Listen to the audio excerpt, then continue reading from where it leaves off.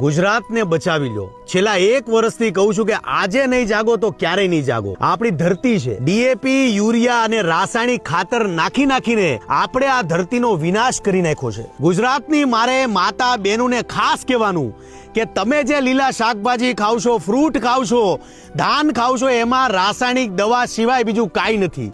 અત્યારે હાલત આપણી એ છે કે ગુજરાતમાં કેન્સરના રોગો ઘરે ઘરે પ્રસરી રહ્યા છે અને યાદ રાખજો, જે લોકો અતિશય દવા છાંટી રહ્યા છે એ પાપના ભાગીદાર બની રહ્યા છે।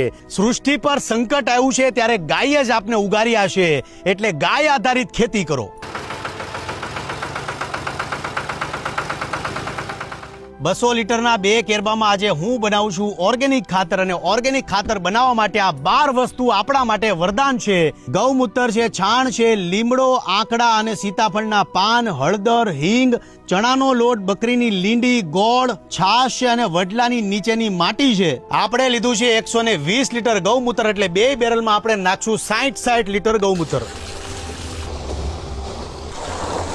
લીમડાના પાન, આંકડાના પાન અને સીતાફળના પાનને આપણે તોડી અને વ્યવસ્થિત આપણે એને કૂટવાના છે। તમે સિલબટ્ટાની ઉપર પણ કૂટી શકો છો અને તમે મિક્સરનો ઉપયોગ પણ કરી શકો છો। 3 પાનની પેસ્ટ બનાવી છે। હવે આમાં જોવાની વાત એ છે કે બકરી કાકરાને છોડીને બધી જ વસ્તુ ખાય છે, પણ સીતાફળના પાંદડા ખાતા નથી, એટલે આ ઔષધિની અંદર સીતાફળના પાન જે છે એ રામબાણ ઇલાજ છે।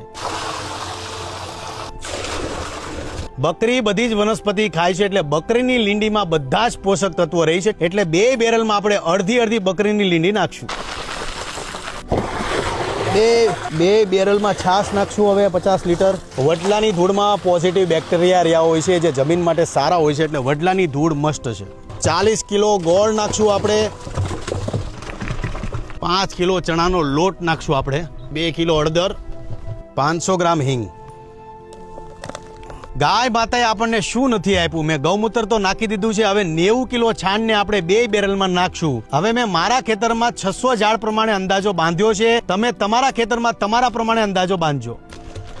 આ ગાય માતાનું છાણ આપણે 2 બેરલમાં નાખશું। હવે 2 કેરબાની અંદર આપણે પ્રોપર મિશ્રણ અનુસાર પાણી નાખી પ્રોપર હલાવીને 15 દિવસ છાયામાં મૂકી દો, એટલે તૈયાર થઈ જશે આપણું ઓર્ગેનિક ખાતર।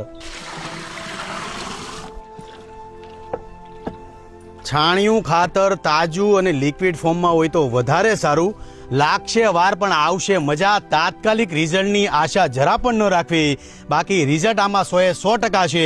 2 હાથ જોડીને વિનંતી કરું છું કે ડીએપી છે, યુરિયા છે કે રાસાયણિક ખાતર નાખીને પાપના ભાગીદાર બનોમાં ઈશ્વરનો ડર રાખીને પ્રાકૃતિક ખેતી તરફ વળો। જય માતાજી, જય શ્રી કૃષ્ણ।